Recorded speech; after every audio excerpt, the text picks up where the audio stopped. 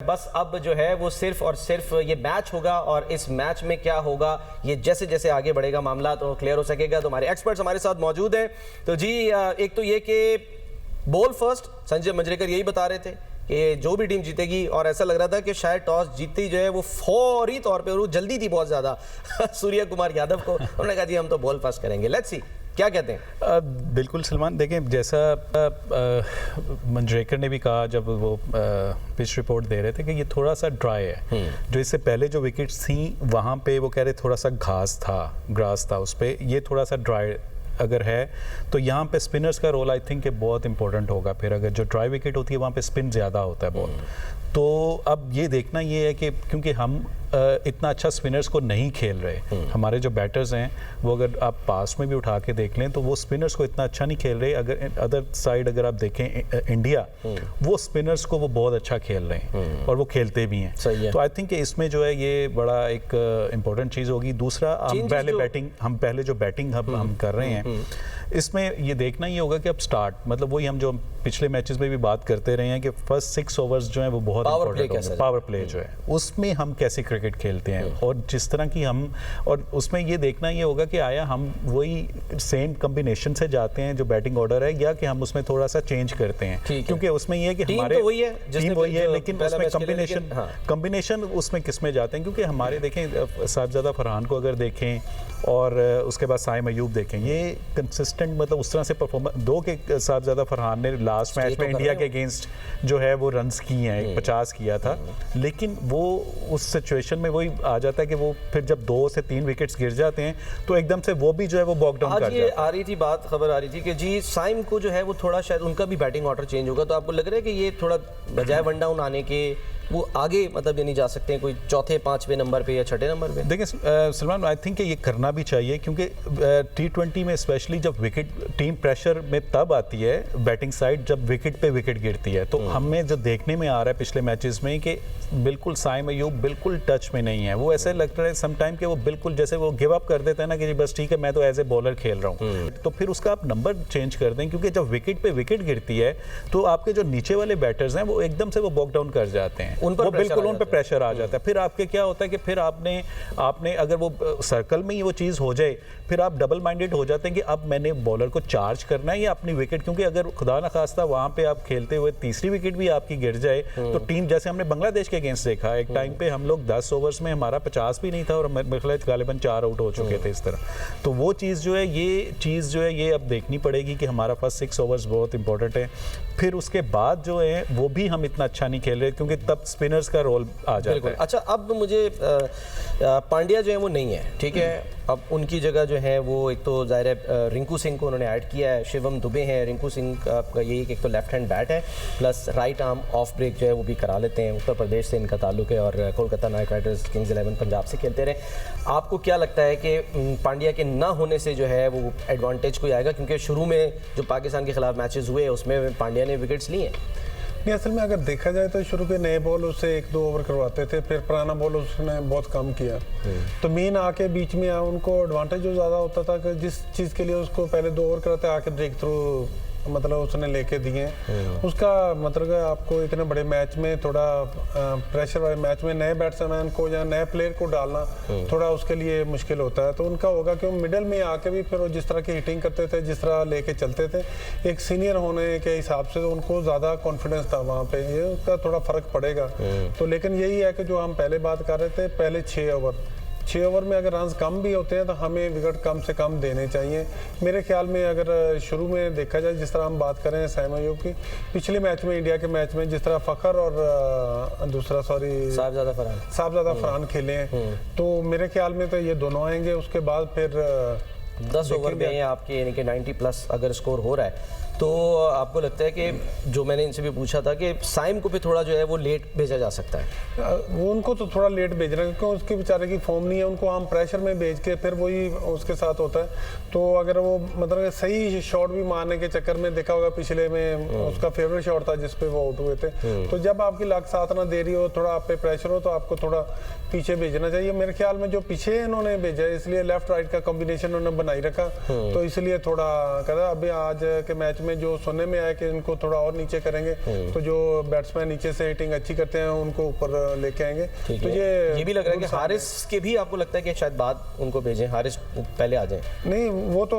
हारिस को, क्योंकि opener batsman Haris के अगर देखा जाए तो जितने भी वो क्रिकेट खेलता है डोमेस्टिक में ओपन तो उनको थोड़ा ऊपर लेके आए, क्योंकि उनके लिए जो बॉल हार्ड होना और जिस तरह की फील्डिंग सर्कल में होती है उसकी शॉटें भी इस तरह की हैं, तो थोड़ा हम चांस ले सकते हैं। टॉस हारे आमतौर पे यही होता है कि जी नहीं, अगर हम मतलब सलमान अली आगा कहीं से भी वो कॉन्फिडेंस उनका लूज नहीं दिखाई दे रहा। उन्होंने कहा कि ठीक है जी, हम पहले भी खेल चुके हैं, इसके ऊपर एवरेज स्कोर हमें पता है क्या है, इसके ऊपर तो हम अगर ये कर लेंगे तो हमने, ठीक है कि बांग्लादेश और इंडिया तो एक जैसी टीम में नहीं है, लेकिन जो टीम 135 डिफेंड कर सकती है, ठीक है, या श्रीलंका के खिलाफ जिस तरह से वो इन्होंने बहुत ज़्यादा कोई हाई स्कोर तो नहीं था, तो आपको लगता है कि इस पे एवरेज स्कोर अगर 150 है तो पाकिस्तान को कितने करने चाहिए?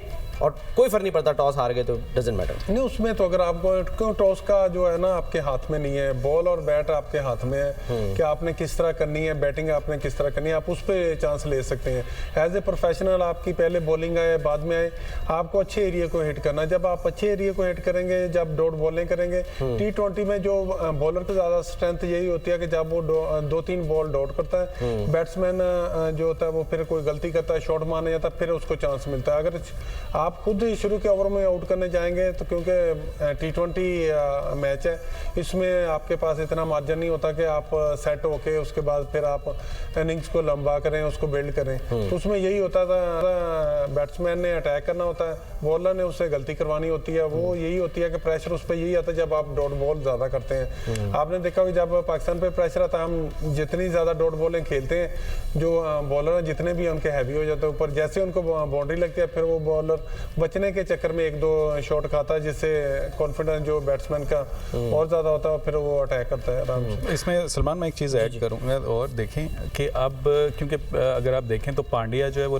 अभी सर्कल में बॉलिंग कर रहा था पहले पावर प्ले में। हाँ जी। तो अब अगर वो नहीं खेल रहा तो देखना ये होगा कि उसकी जगह पे रिप्लेस उसको कौन करता है। दुबे करवाता है या कि स्पिनर को लेके आते हैं वो। तो वो एक चीज़ होगी। अगर स्पिनर लाए तो आपके ख्याल में किसको ला सकते हैं? आई थिंक मुझे लगता है कि अगर स्पिनर होगा तो वो चक्रवर्ती भी नए बॉल से वो कर सकता है, उसको भी ला सकते हैं। अच्छा। वो क्योंकि आपने पहले भी जो पिछले मैचेस में भी सर्कल में जिसने बॉलिंग की है पावर प्ले में वो चक्रवर्ती नहीं की। लेकिन आपको लगता है वो ये रिस्क ले लेंगे? एक तो ज़ाहिर लेफ्ट राइट कॉम्बिनेशन होगा पाकिस्तान के पास, और दोनों हमारे जो हिटर्स हैं वो रिस्क लेंगे कि सर्कल के अंदर जो है वो फील्डर्स हैं और वो स्पिनर देखें। ये बिल्कुल ये एक चीज़ है कि पाकिस्तान को इसको एक्सप्लॉइट करना भी चाहिए। तो देखें पाकिस्तान को उसको ये उनका एक वीक लिंक अब बॉलिंग में हमें नज़र आ गया। किसी भी बॉलर को अगर वो लेके आते हैं, अगर डुबे उसको कैश करना चाहिए। अगर डुबे जो अगर वो सर्कल में करता है तो मेक श्योर करें कि वो सर्कल में एक ओवर ही करे, दूसरा ओवर उसको ना करने दें, उसको इस तरह से वो टारगेट करें। तो क्योंकि फिर उनके पास ऑप्शन कम हो जाती हैं। जब आप किसी बॉलर, उनके जो नॉन रेगुलर बॉलर है जो कि इतने आप वो इफेक्टिव नहीं है, जब आप उनको अटैक नहीं करते, जब आप उनको थोड़ा सा उनकी अच्छी बॉलिंग चली जाती है, तो पावर प्ले में अगर वो उनके 2 से 3 ओवर अच्छे चले गए तो फिर उनके पास ऑप्शंस बढ़ जाते हैं। वरना तो वो ये हो सकता है कि अगर उनको मार पड़ जाए एक ही ओवर में तो वो फिर कुलदीप यादव जो कि जिसको वो पावर प्ले के बाद लेके आते हैं उनको वो लाना पड़ जाए सर्कल में, तो उसको भी रन हो जाए। तो ये आपने ये देखें, ये माइंड गेम होती है। आपने उससे प्ले करना है, आपने उनको मेक श्योर करना है कि उनका जो वीक लिंक है पावर प्ले में उसको आपने एक्सप्लॉइट करना है, उसको रन उस मेक श्योर करना है कि वो 1 ओवर से ज़्यादा कर ना सके। तो फिर उनके मेन बॉलर जब आ जाएंगे तो फिर बाद में आपके पास ओवर्स जो हैं वो कम रह जाते हैं, कैप्टन के पास ऑप्शन मिनिमम हो जाते हैं फिर कि वो बाद में किसको लेके आए। अच्छा, अब ये दोनों ही जा रहे जो ये शिवम दुबे और आपके बुमराह, ये पिछला मैच तो नहीं खेले थे और उसमें खमियाजा उन्होंने भुगता उनके ना होने से। ठीक है, उस मैच की कोई हैसियत नहीं थी, अहमियत नहीं थी, वो जो भी जीता, लेकिन एक अच्छा मैच हमें श्रीलंका और इंडिया के दरमियान देखने को मिला, खासतौर पे जिस तरह से परफॉर्म किया। वो मैटर करता है आपके ख्याल में उसमें? यानी कि बॉलर्स जिस तरह से उनकी धुनाई हुई है इंडियन बॉलर्स की, तो वो मैटर करता है आपके ख्याल में? बिल्कुल। देखें, उससे किसी भी मैच में अगर जैसे कुलदीप को भी बहुत अच्छा वो खेले हैं श्रीलंकन बैटर्स, उसके बाद चक्रवर्ती को भी उन्होंने मतलब वो टारगेट किया तो उसको भी रन हुए हैं। तो आई थिंक देखें, जब आप किसी भी बॉलर को जब रन्स होते हैं तो उसका कॉन्फिडेंस जो है वो शेक होता है। नेक्स्ट मैच में वो उस कॉन्फिडेंस से नहीं जाता, अगर उसने आउट किए हों जिस कॉन्फिडेंस से जाएगा, या उसको रन्स पढ़े होंगे तो वो कुलदीप, फिर और शेक आपने वरुण की बात की तो 8-8 के इकॉनमी रेट से उन्होंने जो है वो यानी कि उसमें रन दिए, लेकिन वो दो प्लेयर जो कि ज़्यादा पिटे थे 12-12 या 13 के एवरेज उन्होंने दिया, हर्षदीप और हर्षित, वो तो ज़ाहिर है फिर नहीं वो है, नहीं है, वो खेल नहीं रहे। अच्छा, दूसरा सलमान, इसमें देखें कि हमने ये देखना है कि हमने ये सीखना भी है कि आया उस मैच में, क्योंकि सेम विकेट है, सेम वेन्यू है, उनको रन्स कहाँ हुए हैं, उनको कहाँ टारगेट किया श्रीलंकन, ये चीज़ हम एज अ बैटर जो माइंड में ज़रूर रखनी चाहिए कि यहाँ पे कौन सी शॉट्स लग रही हैं, कौन सी शॉट्स नहीं लग रही जो ये मुश्किल तो हो जो रही है। बाज़ाहिर लग रहा है वो तो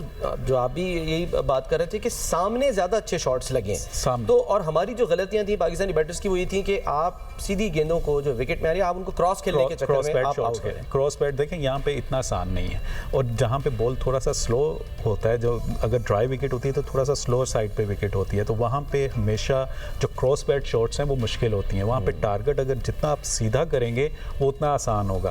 तो आप उसको देखें कि आपके पास ये ज़रूरी नहीं है कि आपने सिर्फ छक्के के लिए जाना है, आप गैप्स को यूज़ कर सकते हैं। एक्स्ट्रा कवर के दरमियान जो गैप होता है, एक्स्ट्रा कवर में होता है, फिर उसके बाद मिड विकेट साइड पे एक गैप होता है। तो आपने जितना स्मार्ट खेलेंगे, जितना इंटेलिजेंटली आप उसको खेलेंगे, उतना आपके चांसेस ज़्यादा होते हैं परफॉर्म करने के। तो आई थिंक ये चीज़ जो है, ये आई होप कि आज के मैच में जो है हमारे बैटर्स जो हैं वो इस चीज़ को अडॉप्ट करेंगे, और उस चीज़ को देखते हुए देखें, अब लास्ट मैच में अगर आप देखें तो हमने बुमराह को ठीक ठाक हमने मतलब वो टारगेट किया।